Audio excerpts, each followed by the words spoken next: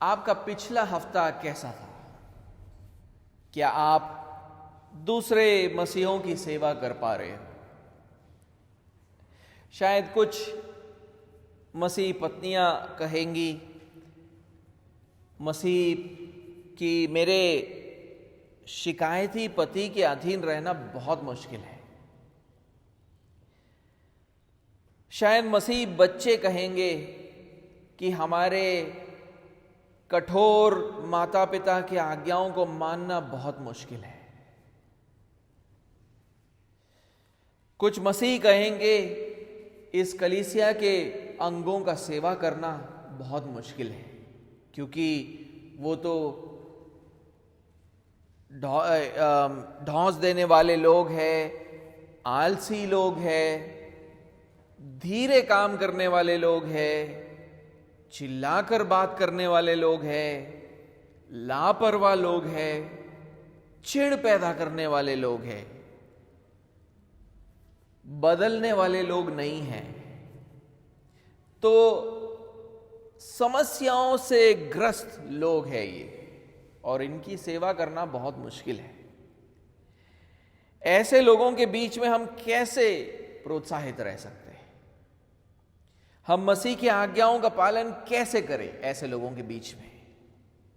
पौलुस हमें कुछ ऐसा सिखाने वाला है आज जो हमें प्रोत्साहित करेगा। आइए हम एफेसियों के 6वें अध्याय और उसके 7वें और 8वें आयत को एक बार पढ़ें। एफेसियों का 6वां अध्याय 7वां और 8वां आयत। और उस सेवा को मनुष्यों की नहीं परंतु प्रभु की जानकर सदिच्छा से करो। शायद आपके अनुवाद में सच्चे हृदय से होगा, लेकिन शब्द मैंने वहां पर जो ठीक समझा वो रखा है सदिच्छा से करो, क्योंकि तुम जानते हो कि जो कोई जैसा अच्छा काम करेगा, चाहे दास हो चाहे स्वतंत्र, प्रभु से वैसा ही पाएगा। तो आज का पहला जो बिंदु है वो है कि सदिच्छा से एक दूसरे की सेवा करो। सदिच्छा से एक दूसरे की सेवा करो। पौलुस ये पहली शताब्दी में लिख रहा है, तो यानी बहुत पुरानी बात है, पहली शताब्दी की बात है। उस समय दास हुआ करते थे, ऐसे लोग हुआ करते थे जो स्वतंत्र नहीं थे, वो अपने प्रभुओं के नीचे काम करते थे। पौलुस उनको सिखाता है कि मसीही दासों को अपने मसीही प्रभुओं के आज्ञाओं को का पालन करने की जरूरत है। 7वें आयत में पहले भाग में पौलुस कहता है, और उस सेवा को मनुष्यों की नहीं परंतु प्रभु की जानकर सदिच्छा से करो। अब वहां पर जो शब्द का इस्तेमाल हुआ है सदिच्छा, या आपके अनुवाद में सच्चे हृदय से, मेरे ख्याल से वहां पर जो शब्द होना चाहिए सदिच्छा, इंग्लिश में जैसा लिखा गया है गुडविल, सदिच्छा से, उसका अर्थ है किसी व्यक्ति के साथ मित्रता का भाव रखना। सदिच्छा का मतलब है किसी व्यक्ति के साथ मित्रता का भाव रखना, उसको सदिच्छा कहते हैं। ये यहां पर जो शब्द इस्तेमाल हुआ है वो पूरे नए नियम में सिर्फ यहां पर इस्तेमाल हुआ है, लेकिन एक संबंधित एक और शब्द है जिसका उपयोग मत्ती के 5वें अध्याय 25वें आयत में किया गया है। वही शब्द से मिलता जुलता संबंधित एक शब्द मत्ती के 5वें अध्याय और उसके 25वें आयत में इस्तेमाल किया गया है। देखिए वहां पर क्या वो लिखता है,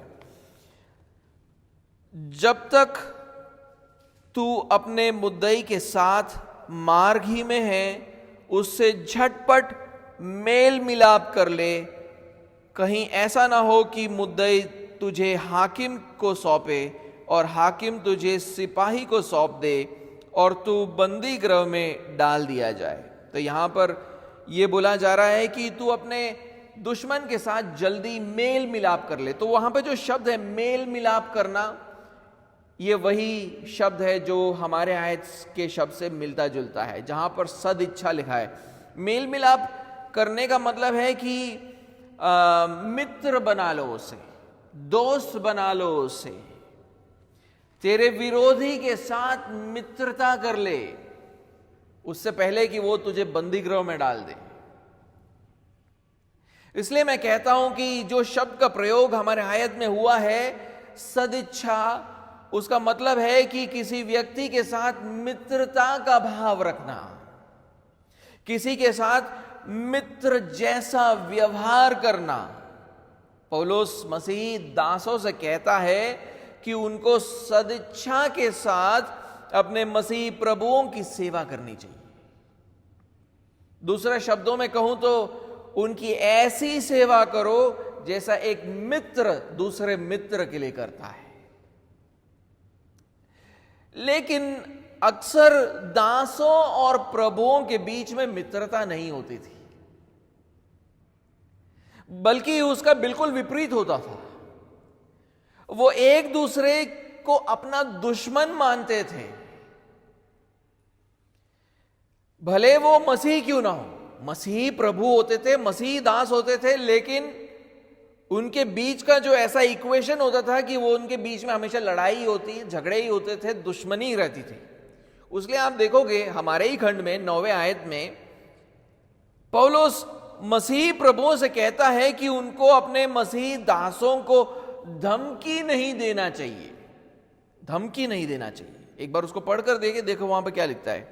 हे स्वामियों या हे प्रभुओं, तुम भी धमकियां देना छोड़कर उनके साथ वैसा ही व्यवहार करो, क्योंकि तुम जानते हो कि उनका और तुम्हारा दोनों का स्वामी स्वर्ग में है और वह किसी का पक्ष नहीं करता। मसीह प्रभु अपने मसीह दासों को धमकाते थे मानो कि उनके दुश्मन हो। एक और आयत को देखेंगे, कोलोसियों का 4 अध्याय 1 आयत में पौलुस जो है मसीही प्रभुओं से कहता है कि उनको अपने दासों के साथ न्याय और ठीक ठीक व्यवहार करना चाहिए और उनके प्रति अन्याय और गलत व्यवहार नहीं करना चाहिए। एक बार उससे पढ़े, कोलोसियों का 4 अध्याय और 1 आयत। हे स्वामियों, अपने अपने दासों के साथ न्याय और ठीक ठीक व्यवहार करो, ये समझकर कि स्वर्ग में तुम्हारा भी एक स्वामी है। उसका मतलब है कि अक्सर ये प्रभु जो है अपने दासों के प्रति अन्याय करते थे, ठीक ठीक व्यवहार नहीं करते थे। मसीह दास ऐसे मसीह प्रभुओं की सदिच्छा से कैसे सेवा करें, सोच कर देखें। पौलुस उनसे कह रहा है कि सदिच्छा से उनकी सेवा करो। ऐसे मसीह प्रभुओं की कैसे सदिच्छा से सेवा करें, उनके साथ मित्र जैसा व्यवहार कैसे करें जब वे एक दूसरे के दुश्मन थे। पौलुस ऐसा व्यवहार दर्शाने की कठिनाई को समझता था, उसीलिए वो मसीह दासों से कहता है कि उस सेवा को मनुष्यों की नहीं परंतु प्रभु की जानकर सदिच्छा से उन्हें करना चाहिए। पौलुस उनसे कह रहा है कि जब वे अपने मसीह प्रभुओं की सेवा करें तब उन्हें यह याद रखना चाहिए कि उनकी सेवा असल में प्रभु यीशु मसीह के प्रति है, ना कि मनुष्यों के लिए। मनुष्य तो हमारे प्रति पाप ही करते हैं, इसलिए सदिच्छा से उनका सेवा करना बहुत मुश्किल है। यहां तक कि मसीही भी हमारे प्रति पापमय होते हैं, हमसे पाप करते हैं। सदिच्छा से उनकी सेवा करना भी बहुत मुश्किल है। पापमय मसीहों की सेवा करना बहुत मुश्किल है। हम सब पापमय मसीही हैं, हमें एक दूसरे की सेवा करना बहुत मुश्किल है। लेकिन प्रभु यीशु मसीह पापी मनुष्यों के समान नहीं है, वो तो हमारा सच्चा मित्र रहा है। इसलिए एक मित्र के जैसे हम उसकी सेवा कर सकते हैं। और जब हम उसकी सेवा करेंगे तब हम अपने आप मसीह भाइयों और बहनों की भी सेवा करने लगेंगे। जब हमारे मन में मसीह यीशु हो, प्रभु यीशु मसीह हो, तो हम अपने आप पापी मसीहों की सेवा करने लग जाते हैं, मानो मित्रों की सेवा कर रहे हो उस तरह। लेकिन हम ऐसा क्यों कहते हैं कि यीशु मसीह हमारा मित्र है? मैं क्यों ऐसा बोल रहा हूं कि यीशु मसीह हमारा मित्र है? हम ऐसा क्यों कहते हैं कि अगर हम उसकी सदिच्छा से सेवा करें तो हम दूसरे मसीहों की भी सदिच्छा से सेवा करेंगे? मैं चाहता हूं कि आप यूहन्ना के 15वें अध्याय 12वें आयत को पढ़े, जहां पर यीशु अपने चेलों से बात करता है। यूहन्ना 15वां अध्याय और 12वां आयत। वहां पर यीशु कहता है, मेरी आज्ञा यह है कि जैसा मैंने तुमसे प्रेम रखा वैसा ही तुम भी एक दूसरे से प्रेम रखो। फिर से पढ़ूं, मेरी आज्ञा यह है कि जैसा मैंने तुमसे प्रेम रखा वैसे ही तुम भी एक दूसरे से प्रेम रखो। यहां पर एक प्रभु की तरह बात कर रहा है वो, क्योंकि वो अपने चेलों को आज्ञा देता है, आज्ञा। और क्या है वो आज्ञा? कि जैसे उसने प्रेम रखा हमसे वैसे ही हम एक दूसरे से प्रेम रखें। अब 13वें आयत को पढ़े। 13वें आयत में वो फिर क्या कहता है, इससे बड़ा प्रेम किसी का नहीं कि कोई अपने मित्रों के लिए अपना प्राण दे। इससे बड़ा प्रेम किसी का नहीं कि कोई अपने मित्रों के लिए अपना प्राण दे। भले यीशु उनका प्रभु है, वो उनसे कहता है कि वो उसके मित्र है, वो उनका मित्र है, इसलिए वो उनके प्रति सबसे बड़ा प्रेम दर्शाने जा रहा है। क्योंकि वो उनका मित्र है, वो एक बड़ा प्रेम दर्शाने जा रहा है। क्या करने वाला है? वो उनके लिए अपना प्राण देने प्राण देने वाला है। वो अपने मित्रों के लिए क्यों प्राण दे रहा है? वो अपने चेलों के लिए क्यों प्राण दे रहा है? क्योंकि वो पापी थे और पाप का परिणाम होता है मृत्यु, और मृत्यु के बाद नरक में अनंत दंड। लेकिन क्रूस के ऊपर उसने उनके लिए उस अनंत दंड और मृत्यु को सह लिया। एक मित्र के समान उसने अपने मित्रों के लिए अपना प्राण दे दिया। 14वें आयत को पढ़े, फिर क्या लिखा है, जो आज्ञा मैं तुम्हें देता हूं यदि उससे मानो तो तुम मेरे मित्र हो। जो आज्ञा मैं तुम्हें देता हूं यदि उसे मानो तो तुम मेरे मित्र हो। मैं यहां पर दो बातों को देखता हूं।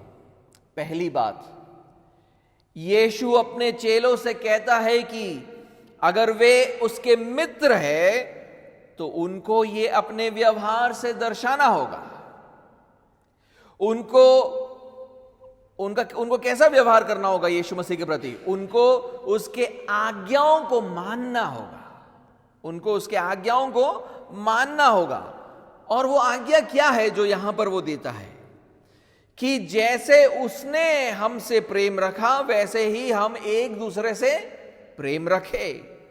इसका मतलब है कि यीशु के चेलों को बलिदान पूर्ण रीति से एक दूसरे का प्रेम करना चाहिए। दूसरी बात जो मैं यहां पर देखता हूं वो ये है कि क्योंकि यीशु उन्हें अपना मित्र बताता है, उसका मतलब ये नहीं कि वो अब उसके दास नहीं है, क्योंकि वो उनसे आज्ञा पालन की मांग करता है। तो भले मित्र बुलाता है लेकिन आज्ञा पालन करने को बोलता है। उसका मतलब है कि वो एक प्रभु है और हम उसके दास हैं। और आज्ञा पालन कौन करता है? एक दास ही तो करता है। भले वो उसके दास है, यीशु उनके साथ मित्र जैसा व्यवहार करना चाहता है और वो चाहता है कि उसके चेले भी उसके साथ मित्र जैसा व्यवहार करें। एक रिश्ता तो है प्रभु और दास का, लेकिन वो चाहता है कि मैं तुम्हारा मित्र हूं, मित्र भी हूं, और तुम मेरे साथ मित्र जैसा व्यवहार करो। तुम्हारी आज्ञाकारिता मेरे लिए एक मित्र के समान होनी चाहिए। एक मित्र समझकर तुम मेरी आज्ञाओं को मान लो। इसीलिए वो 15वें आयत में देखो फिर क्या कहता है, अब से मैं तुम्हें दास ना कहूंगा, क्योंकि दास नहीं जानता कि उसका स्वामी क्या करता है, परंतु मैंने तुम्हें मित्र कहा है, क्योंकि मैंने जो बातें अपने पिता से सुनी वे सब तुम्हें बता दी। इस विषय पर और आगे भी आऊंगा, लेकिन इस खंड में यीशु अपने चेलों से कहता है, उसका व्यवहार उनके प्रति एक सांसारिक प्रभु की तरह नहीं रहा है। उनके साथ दुश्मनों जैसा व्यवहार उसने नहीं किया है, बल्कि वो तो बिल्कुल एक अलग प्रकार का प्रभु रहा है उनके लिए। एक ऐसा प्रभु जो उनको अपना मित्र मानता है, वो तो उनके लिए मरने के लिए भी तैयार है। इसलिए वो उनसे कहता है कि उसके प्रति उनकी प्रतिक्रिया भी अलग होनी चाहिए। एक सांसारिक प्रभु की तरह उसके आज्ञाओं को ना माने अनिच्छा से, है ना। सांसारिक प्रभुओं को कैसे दास सेवा करते थे? उनकी इच्छा सहित नहीं करते थे, स्वेच्छा से नहीं करते थे, अनिच्छा से करते थे। वो कहता है कि बल्कि एक ऐसे प्रभु की तरह उसकी आज्ञाओं को मानो कि तुम एक घनिष्ठ मित्र की सेवा कर रहे हो। स्वेच्छापूर्वक आज्ञाओं को मानो जैसे आप एक मित्र के लिए करते हो। इसीलिए पौलुस हमारे आयत में यही संदेश को हमारे पास लेकर आ रहा है। जो यीशु मसीह ने वहां कहा वही बात वो यहां पर हमारे आयत में दोहरा रहा है। एक बार फिर हम हमारे आयत पर ध्यान लगाए। कहता है, उस सेवा को मनुष्यों की नहीं परंतु प्रभु की जानकर सदिच्छा से करो। उनको अपने मसीही प्रभुओं की सेवा करनी चाहिए, लेकिन वो ऐसा सदिच्छा से नहीं कर पा रहे, क्योंकि उनके बीच में क्या है? दुश्मनी है। उनके रिश्ते में क्या है? धमकियां हैं, अन्याय है, बुरा व्यवहार है। इसलिए पौलुस उन्हें एक महत्वपूर्ण सत्य का स्मरण दिलाता है यहां पर, कि असल में तो वे प्रभु यीशु के दास हैं, कि असल में तो वो प्रभु यीशु के दास है, जो उनका दुश्मन नहीं बल्कि एक घनिष्ठ मित्र है। इसलिए उन्हें सदिच्छा से उसकी सेवा करनी चाहिए, स्वेच्छापूर्वक उसकी सेवा करनी चाहिए, उसके आज्ञाओं का पालन करना चाहिए। और वो उन्हें क्या आज्ञा देता है? वो यहां पर उसकी आज्ञा यह है कि वे अपने मसीह प्रभुओं का आज्ञा पालन करें। यहां पर पौलुस हमारे आयत में उस सेवा को मनुष्यों की नहीं परंतु प्रभु की जानकर सदिच्छा से करो, ऐसा कहता है। इसलिए उन दिनों में मसीह दास स्वेच्छा से अपने मसीह प्रभुओं की सेवा करते थे, क्योंकि वो अपने मन में ये जानते थे कि ऐसा करना प्रभु यीशु मसीह की सेवा करने के बराबर है। प्रभु जो उनका मित्र है, एक ऐसा मित्र जो उनके पापों के लिए मरा और उनको अनंत जीवन का दान देकर गया। मैंने कहा था आपको कि यूहन्ना के 15वें अध्याय 15वें आयत में मैं वापस आऊंगा, एक और बार उसके ऊपर ध्यान लगाए। यूहन्ना 15वां अध्याय 15वां आयत, देखिए वहां पर यीशु मसीह क्या कहता है।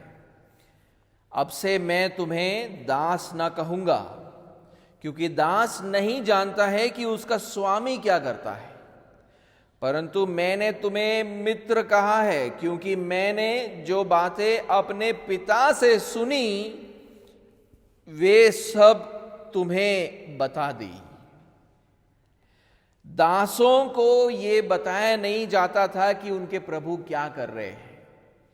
दासों को यह बताया नहीं जाता था कि उनके प्रभु क्या कर रहे हैं। उनकी योजनाओं को खुलकर उनके सामने प्रस्तुत नहीं किया जाता था। उनको सिर्फ आज्ञा दी जाती थी और उनसे अपेक्षा ही की जाती थी कि वो आज्ञाओं का पालन करेंगे। लेकिन हम तो परमेश्वर के घराने के दास हैं। हम तो परमेश्वर के घराने के दास हैं, और इस घराने का जो पुत्र है वो हमारा मित्र है। इस घराने का जो पुत्र है वो हमारा मित्र है, और इसलिए वो हमें बताता है कि उसका पिता क्या करना चाहता है। उसके पिता की इच्छा, उसके पिता का योजना वो हमको बता कर देता है। मित्र होने का मतलब ही ये है, पूरी पारदर्शिता रखी जाती है। आप अपने मित्रों को बताते हो कि आपके घर पर क्या चल रहा है ना। मित्रता इसी को तो कहते हैं, उससे आप कुछ छुपाते नहीं हो। आप अपने मित्रों को बताते हो कि आपके घर पर क्या चल रहा है, आपका पिता किस बात की योजना कर रहा है, इन सब बातों को बताता है। यीशु मसीह कहता है कि मैं तुम्हारा मित्र हूं, और मेरे पिता ने जो योजनाएं बनाई हैं, जिन बातों को वो कर रहा है, वो मैंने तुम्हारे साथ साझा किया है। उसलिए तुम मेरे मित्र हो, उसलिए मैं तुम्हें दास नहीं बुलाता। भले रिश्ता तो है प्रभु और दास का, लेकिन वो कहता है कि मैं तुम्हें मित्र बुलाता हूं। यहां पर हम योनाथान और दाऊद के बीच के दोस्ती की एक परछाई देखते हैं। आपने सुनी है वो कहानी, योनाथान और दाऊद की कहानी। दाऊद नहीं जानता था कि शाऊल राजा उसके साथ क्या करने वाला है, भलाई करना चाहता है या उसकी बुराई करना चाहता है। क्योंकि दाऊद तो शाऊल के घराने में सिर्फ एक सेवक था। जानने का उसके दाऊद को यह जानने का कोई तरीका नहीं था कि उसका राजा उससे कैसा व्यवहार करने वाला है, क्या उससे बुराई करेगा या भलाई करेगा। लेकिन उस राजा का पुत्र, शाऊल राजा का पुत्र योनाथान उसका मित्र था। और योनाथान दाऊद से कहता है यीशु की तरह कि मैं तुम्हें बताऊंगा कि मेरा पिता किस बात की योजना बना रहा है। आप एक बार मेरे साथ पहला शमूएल का किताब खोलें, पहला शमूएल का किताब, और उसके 20वें अध्याय में जाए। पहला शमूएल 20वां अध्याय,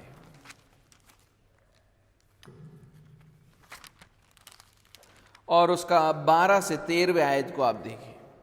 वहां पर देखिए क्या लिखा है।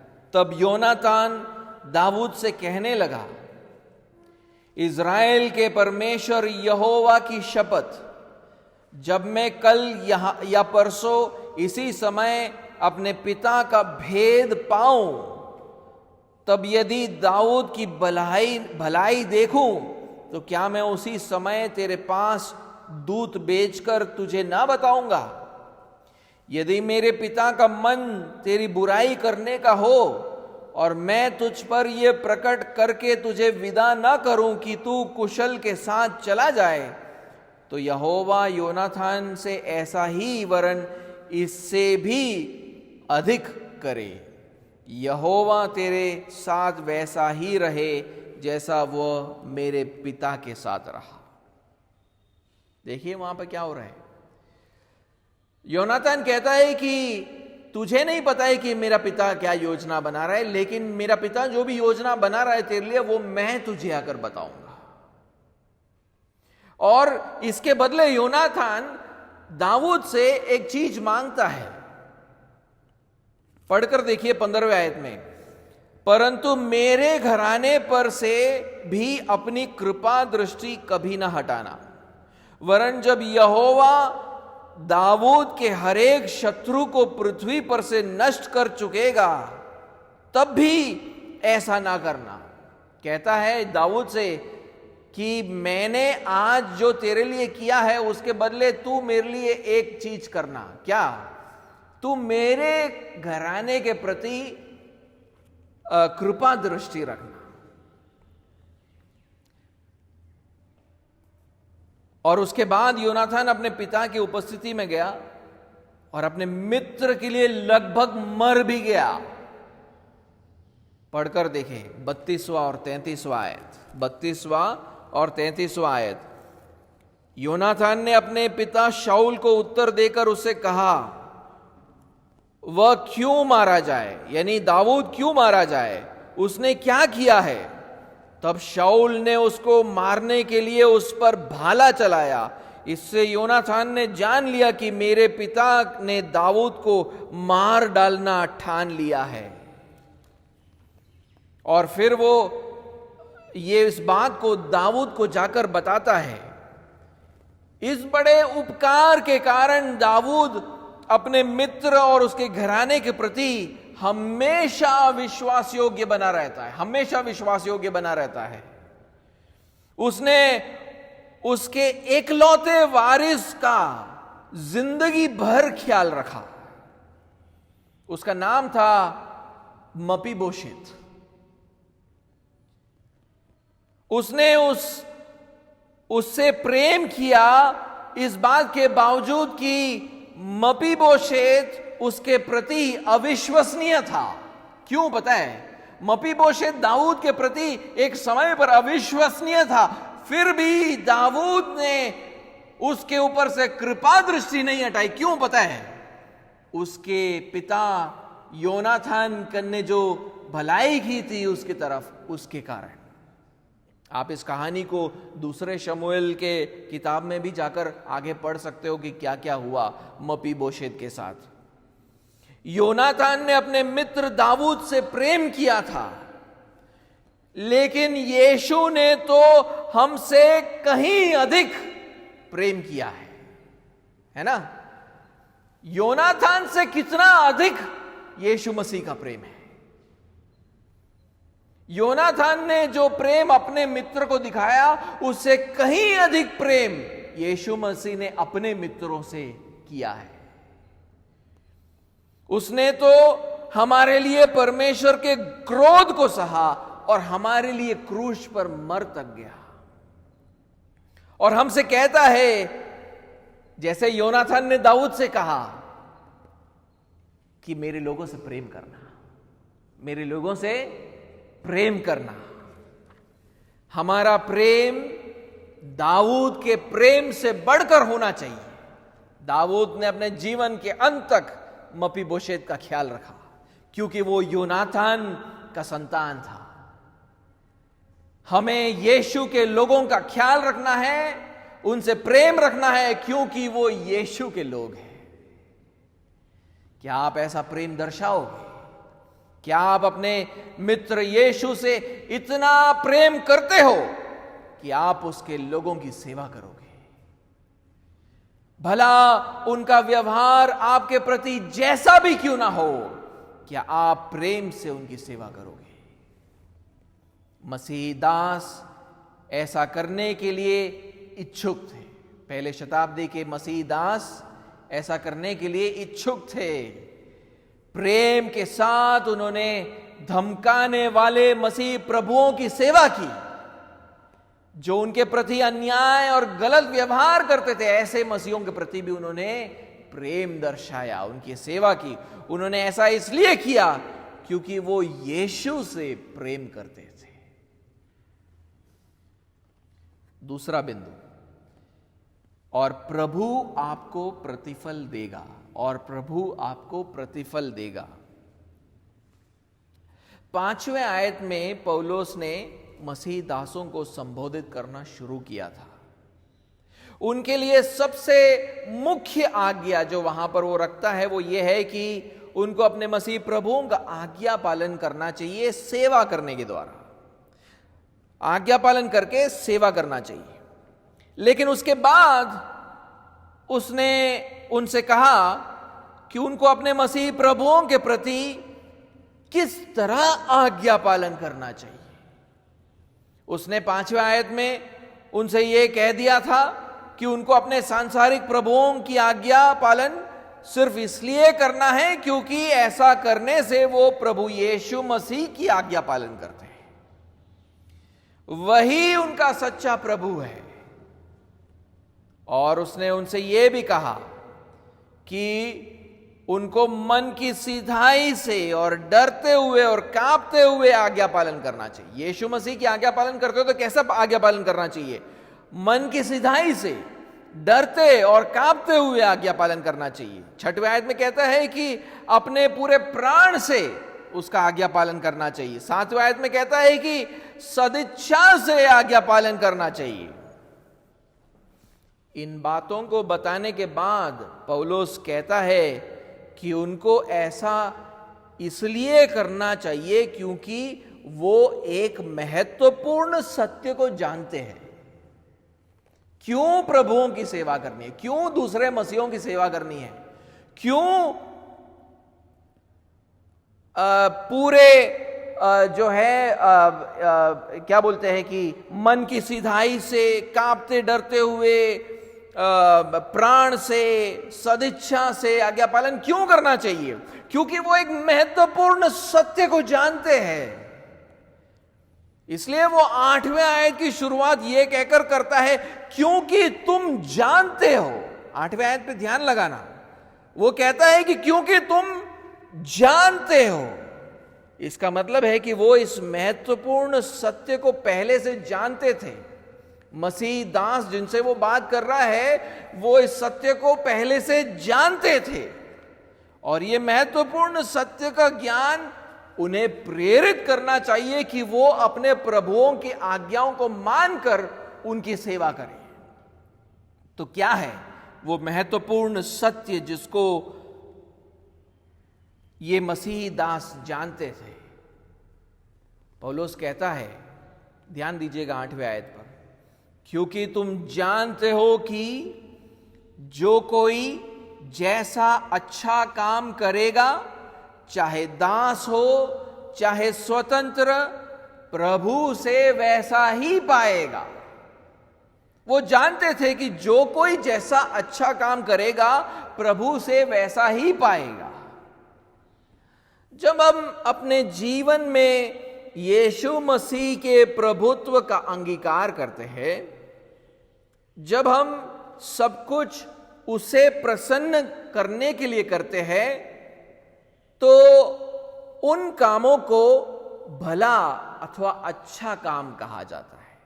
जब हम यीशु मसीह के प्रभुत्व के को अंगीकार करते हुए चीजों को करते हैं, जब हम उसे प्रसन्न करने के लिए सब बातों को करते हैं, उन बातों को अच्छी बात या अच्छे काम कहा जाता है। उदाहरण के लिए पौलुस देखिए कोलोसियों के 3 अध्याय और उसके 10वें आयत में वो क्या कहता है। कोलोसियों का 1 अध्याय और 10वां आयत, 1 अध्याय और 10वां आयत। ताकि तुम्हारा चाल चलन प्रभु के योग्य हो, यानी तुम्हारी जो जिंदगी है वो प्रभु के प्रभुत्व के योग्य होना चाहिए, प्रभु के प्रभुत्व के अनुसार होना चाहिए, और वह सब प्रकार से प्रसन्न हो, और उसको प्रसन्न करने के लिए होना चाहिए, और तुम में हर प्रकार के भले अथवा अच्छे कामों का फल लगे। देख वहां पर अच्छे काम क्या है?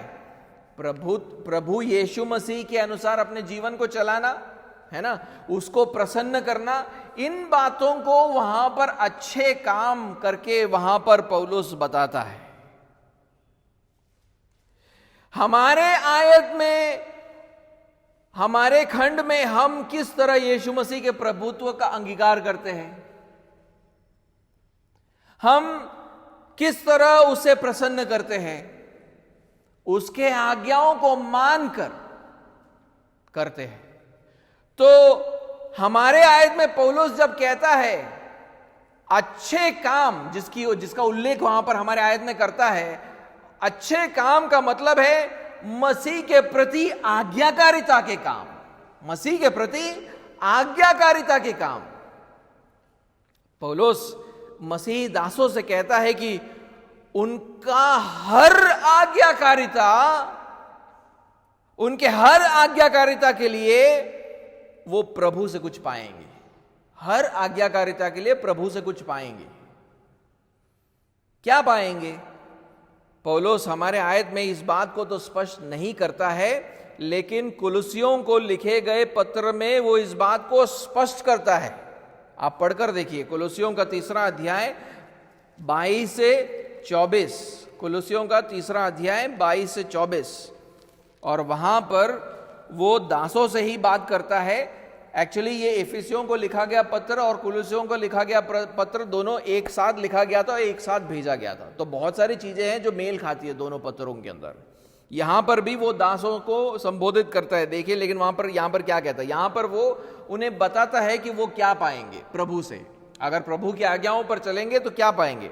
लिखा है, हे सेवकों, जो शरीर के अनुसार तुम्हारे स्वामी हैं, सब बातों में उनकी आज्ञा का पालन करो, मनुष्यों को प्रसन्न करने वालों के समान दिखाने के लिए नहीं, परंतु मन की सिधाई से प्रभु का भय मानो। जो कुछ तुम करते हो तन मन से करो, यह समझकर कि मनुष्यों के लिए नहीं परंतु प्रभु के लिए करते हो, क्योंकि तुम जानते हो कि तुम्हें इसके बदले प्रभु से क्या मिलेगी? मिरास मिलेगी। तुम प्रभु मसीह की सेवा करते हो। क्या मिलेगा? प्रभु से मिरास प्राप्त करोगे। मिरास का मतलब क्या है? विरासत। मिरास का मतलब है विरासत। मिरास अथवा विरासत क्या है? हमारी मिरास या विरासत क्या है? परमेश्वर के संतान हो जाने के कारण हमें परमेश्वर की हर आत्मिक आशीष आज उपलब्ध है ना? परमेश्वर के संतान हैं हम, और उसके कारण हम परमेश्वर के हर आत्मिक आशीष का अनुभव करते हैं। लेकिन परमेश्वर के आशीषों का एक भाग है जो हमें आज तक प्राप्त नहीं हुआ है। वो क्या है? वो है परमेश्वर की सारी शारीरिक आशीषें। कुछ शारीरिक आशीषें तो मिलती है, लेकिन सारी शारीरिक आशीषें जो उसने हमारे लिए रखी है वो हमने अभी तक पाई नहीं है। हमने आत्मिक आशीषों को इस पृथ्वी पर पाया है। जब हम उन शारीरिक आशीषों को भी प्राप्त कर लेंगे तब हमारा उद्धार पूरा होगा, और तब यह कहा जाएगा कि इन्होंने अपना मिरास प्राप्त कर लिया है या अपना विरासत प्राप्त कर लिया है। इस मिरास को एक जगह पर रखा हुआ है। यह कोई आत्मिक मिरास नहीं है जो सिर्फ अपने मन में है। यह एक मिरास है जो एक जगह पर रखा हुआ है। इसीलिए प्रेरित पतरस देखिए क्या कहता है, इस मिरास को कहां पर रखा हुआ है। पहला पतरस और उसका पहला अध्याय और 3 और 4 आयत। पहला पतरस पहला अध्याय और उसका 3 और 4 आयत। हमारे प्रभु यीशु मसीह के परमेश्वर और पिता का धन्यवाद हो, जिसने यीशु मसीह के मरे हुओं में से जी उठने के द्वारा अपनी बड़ी दया से हमें जीवित आशा के लिए नया जन्म दिया, अर्थात एक अविनाशी और निर्मल और अजर मिरास या विरासत के लिए जो तुम्हारे लिए स्वर्ग में रखी है। तो ये मिरास या विरासत कहां पर रखी है? स्वर्ग में रखा गया है। और इस जगह पर इस स्वर्ग में मसीह और परमेश्वर का राज्य चलता है। मसीह और परमेश्वर का राज्य चलता है। इसको मसीह और परमेश्वर का राज्य कहलाया जाता है। और सिर्फ उसके पवित्र और निर्दोष संतान वहां पर प्रवेश करेंगे। सिर्फ उनके लिए वहां पर एक स्थान होगा। जो अपना पूरा जीवन पाप में व्यतीत करते हैं, उनके लिए स्वर्ग में कोई स्थान नहीं है। यीशु मसीह के द्वारा पवित्र किए गए लोग वहां पर प्रवेश करेंगे।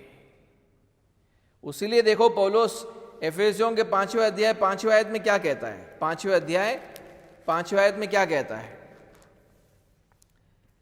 कहता है, क्योंकि तुम ये जानते हो कि किसी व्यभिचारी या अशुद्ध जन या लोभी मनुष्य की जो मूर्ति पूजक के बराबर है, मसीह और परमेश्वर के राज्य में उसकी मिरास नहीं है।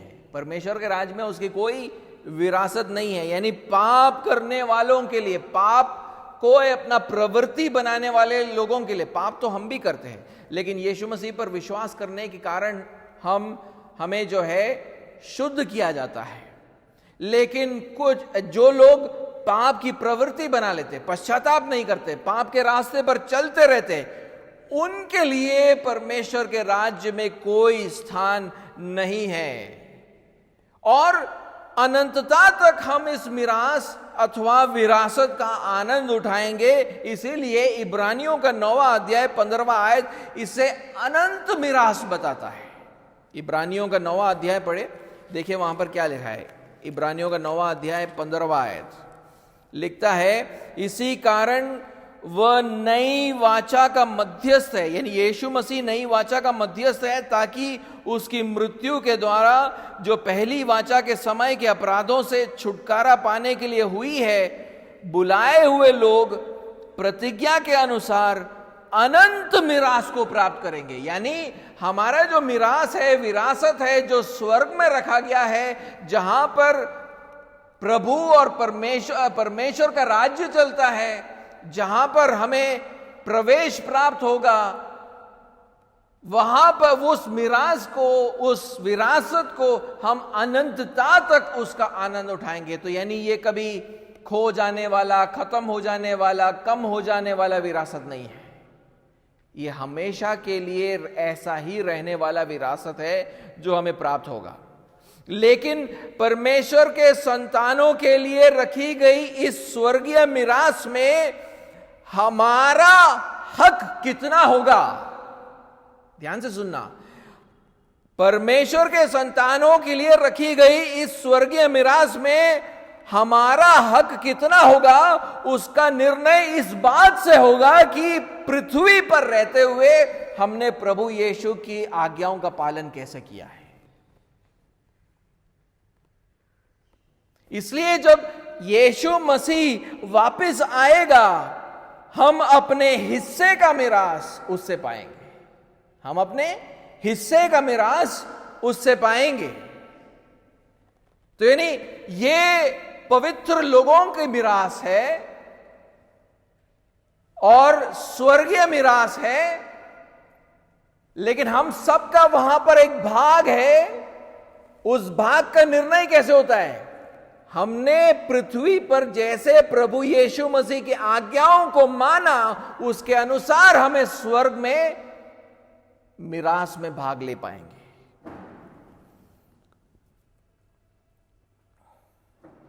वो वहां पर राज्य करता है, यीशु मसीह वहां राज्य करते हैं, और वो अपने दासों को प्रतिफल देगा उनके विश्वास योग्यता के अनुसार। उसीलिए पौलुस मसीह दासों से कहता है, तुम जानते हो कि जो कोई जैसा अच्छा काम करेगा, यानी जो कोई जैसी आज्ञाकारिता के अच्छे काम करेगा, प्रभु से वैसा ही पाएगा, प्रभु से वैसा ही पाएगा। और यीशु मसीह अपने अनेक दृष्टांतों से इस बात को स्पष्ट भी करता है, लेकिन उस सब में से एक दृष्टांत बहुत प्रमुख है, जो इन बातों को बिल्कुल स्पष्टता से रखता है। मैं चाहता हूं कि आप लूका के 19वें अध्याय को पढ़े, लूका का 19वां अध्याय, और वहां पर 11वें आयत से हम 19वें आयत को एक बार पढ़े। देखिए वहां पर यीशु मसीह क्या कहता है। लूका 19 और उसका 11 से 19वां आयत। जब वे ये बातें सुन रहे थे तो उसने एक दृष्टांत कहा, इसलिए कि वह यरूशलेम के निकट था और वे समझते थे कि परमेश्वर का राज्य अभी प्रकट होने वाला है। अतः उसने कहा, एक धनी मनुष्य दूर देश को चला ताकि राजपद पाकर लौट आए। उसने अपने दासों में से 10 को बुलाकर उन्हें 10 मोहरें दी और उनसे कहा, मेरे लौट आने तक लेन देन करना। परंतु उसके नगर के रहने वाले उससे बैर रखते थे और उसके पीछे दूतों के द्वारा कहला भेजा, हम नहीं चाहते कि यह हम पर राज्य करे। जब वह राजपद पाकर लौटा तो ऐसा हुआ कि उसने अपने दासों को, जिन्हें रोकड़ दी थी, अपने पास बुलवाया ताकि मालूम करे कि उन्होंने लेन देन से क्या क्या कमाया। तब पहले ने आकर कहा, हे स्वामी, तेरी मोहर से 10 और मोहरें कमाई है। उसने उससे कहा, धन्य है उत्तम दास, तू बहुत ही थोड़े में विश्वास योग्य निकला, अब 10 नगरों पर अधिकार रख। दूसरे ने आकर कहा, हे स्वामी, तेरी मोहर से 5 और मोहरें कमाई है। उसने उससे भी कहा, तू भी 5 नगरों पर हाकिम हो जा। क्या यहां पर बोला जा रहा है? इस खंड से बिल्कुल स्पष्ट है कि यीशु मसीह ने पृथ्वी इसलिए छोड़ा ताकि वो वहां पर परमेश्वर पिता से राज्य को प्राप्त करे। राजत्व प्राप्त करने के लिए यीशु मसीह इस दुनिया को छोड़कर गया। वो जब ऊपर जाता है तब तो पिता ने उसको अपने दाहिनी ओर बिठाकर राज करने को बोला, राइट? तो वो वहां पर राजपद पाने के लिए गया है।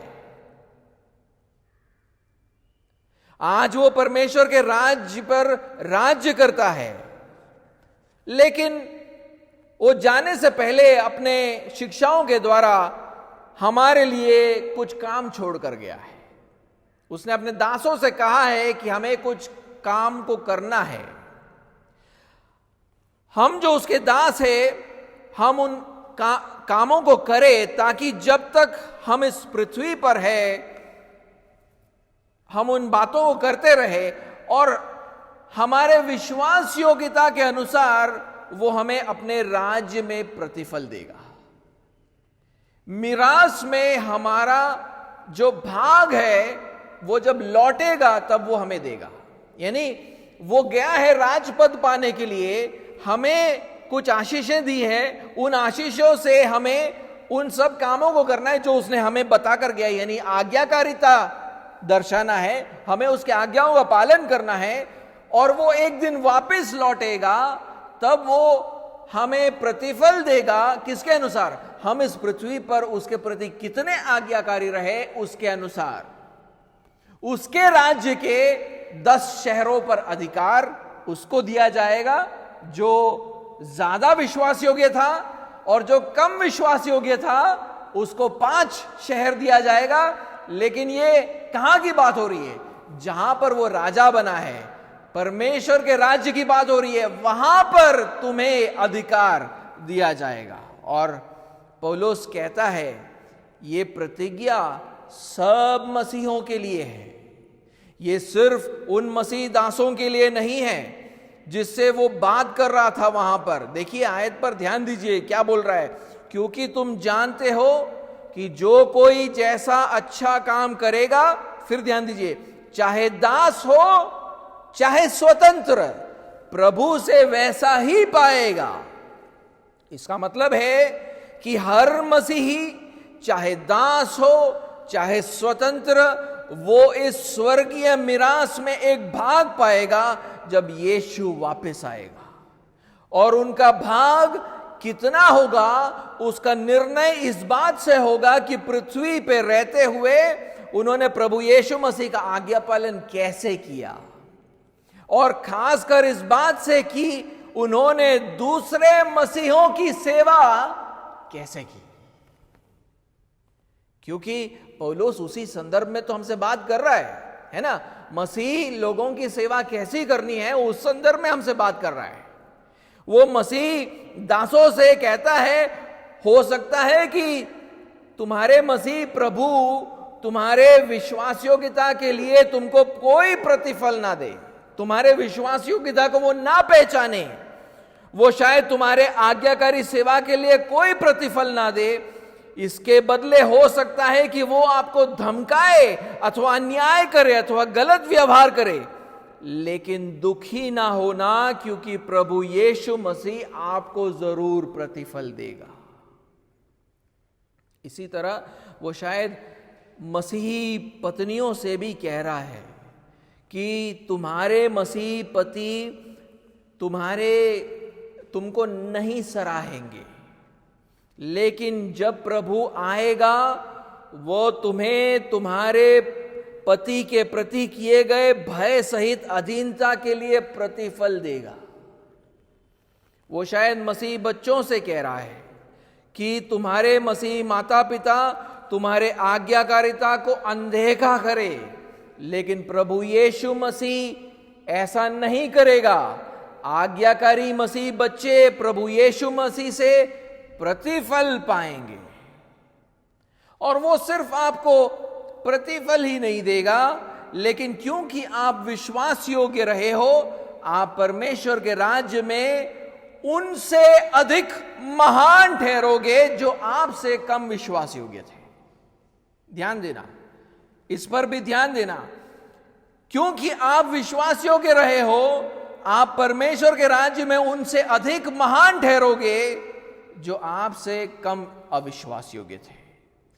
विश्वास योग्य मसीह पत्नियां परमेश्वर के राज्य में अपने मसीह पतियों से ज्यादा महान ठहरेंगी, क्योंकि उनके पति आज्ञाकारिता के विषय में उनसे कम विश्वास योग्य थे।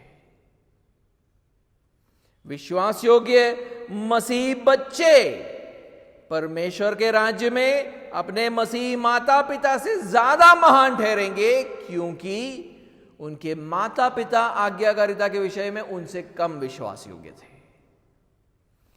विश्वास योग्य मसीही दास परमेश्वर के राज्य में अपने मसीह प्रभुओं से ज्यादा महान ठहरेंगे, क्योंकि उनके प्रभु आज्ञाकारिता के विषय में उनसे कम विश्वास योग्य थे। उसीलिए पौलुस 9वें आयत में मसीह प्रभुओं से कहता है, जब प्रभु यीशु प्रतिफल देगा तब वो किसी का पक्ष नहीं लेगा।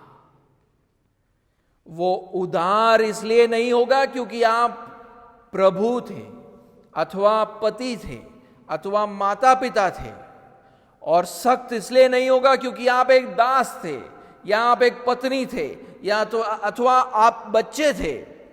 उस समय वो प्रतिफल इस दुनिया में आपके सामाजिक पद को देखकर नहीं देगा, बल्कि सिर्फ इस पृथ्वी पर आपके विश्वास योग्यता को देखकर देगा। यानी इस पृथ्वी पर अगर आपका बड़ा पद था तो इसका मतलब यह नहीं है कि वो आपको वहां पर बड़ा प्रतिफल देगा, सिर्फ आपके विश्वास योग्यता को देखकर वो आपको वहां पर प्रतिफल देगा।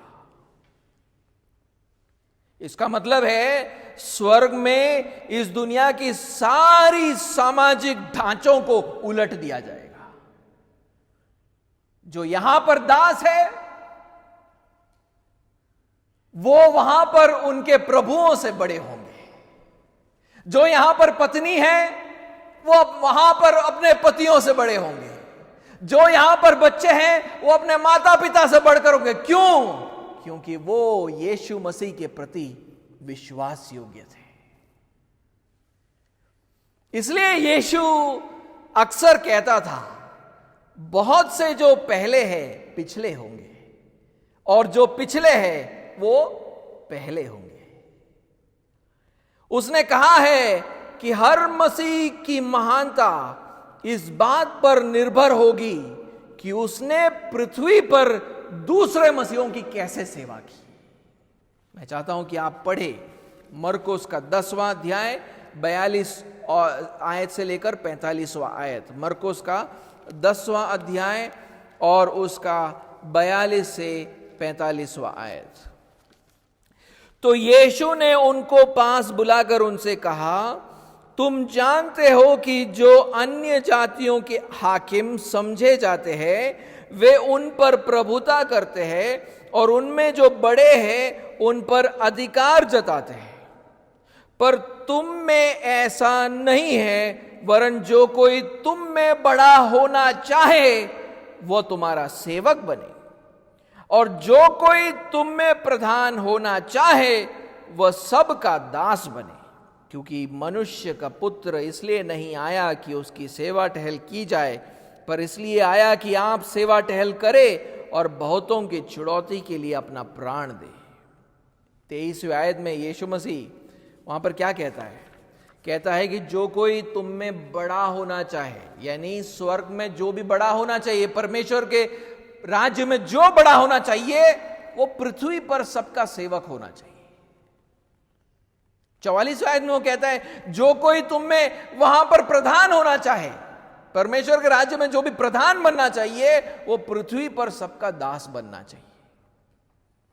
यीशु इसी सत्य को एक अलग ढंग से भी प्रस्तुत करता है लूका के 6वें अध्याय पे। उस बात को भी एक बार पढ़ ले। लूका का 6वां अध्याय और उसका 20वें आयत से 23वें आयत के पहले भाग तक। 6वां अध्याय लूका का 20वें आयत से 23वें आयत के पहले भाग तक। तब उसने अपने चेलों की ओर देखकर कहा, धन्य हो तुम जो दीन हो, क्योंकि परमेश्वर का राज्य तुम्हारा है। धन्य हो तुम जो अब भूखे हो, क्योंकि तृप्त किए जाओगे। धन्य हो तुम जो अब रोते हो, क्योंकि हंसोगे। धन्य हो तुम जब मनुष्य के पुत्र यानी यीशु मसीह के कारण लोग तुमसे बैर करेंगे और तुम्हें निकाल देंगे और तुम्हारी निंदा करेंगे और तुम्हारा नाम बुरा जानकर काट देंगे। उस दिन आनंदित होकर उछलना, क्योंकि देखो तुम्हारे लिए स्वर्ग में बड़ा प्रतिफल है। तुम्हारी जो पृथ्वी की जो अवस्था है उसको बिल्कुल उलट दिया जाएगा स्वर्ग में। अगर ये बातें आपको इस दुनिया में प्रभु यीशु मसीह के प्रति आज्ञाकारी होने में प्रेरित नहीं करती है, तो कोई और बात आपको यीशु मसीह के प्रति आज्ञाकारी होने में प्रेरित नहीं कर सकती है। अगर पहले शताब्दी में मसीह दासों को अपने मसीह प्रभुओं की आज्ञाओं को मानना कठिन था, तो 21वीं शताब्दी में मसीह पत्नियों को अपने मसीह पतियों के अधीन होना बहुत कठिन है। क्योंकि नारीवाद मसीह पत्नियों से कहता है आपको आपके पतियों के अधीन रहने की जरूरत नहीं है, आप स्वतंत्र हो, आपको अपना जीवन अपने तरह जीना चाहिए। अगर मसीह पत्नियां नारीवाद के बातों को अपनाएंगी तो वो यीशु के आज्ञाओं को टाल रहे हैं, जो उन्हें यह बताता है, यीशु मसीह ने उन्हें यह बताया है कि उन्हें अपने पतियों के अधीन रहना चाहिए। ऐसा करने से वो पृथ्वी पर तो अगर वो अपने पति के अधीन नहीं होते, तो ऐसा करने से वो पृथ्वी पर तो अपने अनुसार अपने जीवन को व्यतीत कर पाएंगे, लेकिन वो परमेश्वर के राज्य में कभी भी महान नहीं ठहरेंगे, क्योंकि आप अपने प्रतिफल को खो देने वाले हो। इसलिए मैं कहूंगा कि नारीवाद मसीह पत्नियों के लिए एक श्राप है, क्योंकि वो आपसे आपका मिरास चुरा लेता है। इसके बदले उन्हें प्रभु यीशु मसीह की आज्ञाओं को मानना चाहिए और वो उन्हें स्वर्ग में प्रतिफल देगा। आप परमेश्वर के राज्य में महान कहलाए जाओगे। यही बात मैं हर मसीह से कहूंगा। असहनशीलता के इस दौर में आपको मसीही लोगों की सेवा करना बहुत मुश्किल लगता होगा, उनके स्वभाव के कारण आपको उनका सेवा करना बहुत मुश्किल लगता होगा, लेकिन प्रभु यीशु मसीह की आज्ञा का पालन अगर आप करोगे, एक दूसरे की आप सेवा करोगे, तो प्रभु यीशु मसीह आपको स्वर्ग में एक बड़ा प्रतिफल देगा और आप परमेश्वर के राज्य में महान कहलाए जाओगे।